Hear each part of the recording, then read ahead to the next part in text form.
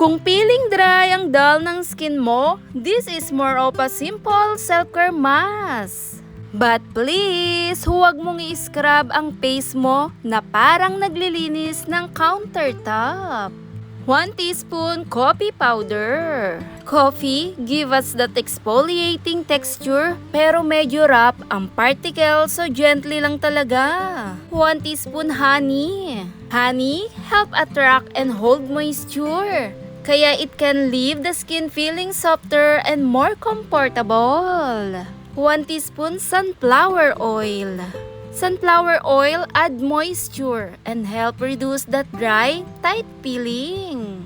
Add everything into a clean bowl and mix until you get a smooth, spreadable paste. Check the texture first. If it feels too gritty, don't add more pressure when applying it.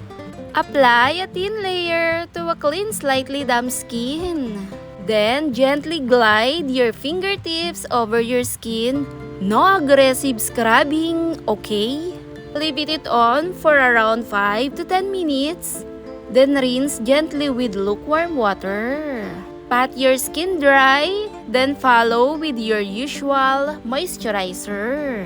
After rinsing, your skin may feel softer, smoother, less rough, more moisturized, fresh looking. Pero let's keep it real. This won't erase dark spot, wrinkles, or pimples overnight.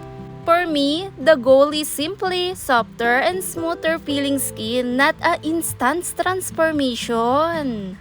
If you have sensitive, irritated skin or acne-prone skin, I'd rather skip it the scrubbing. Irritation is never a sign na effective ang skincare.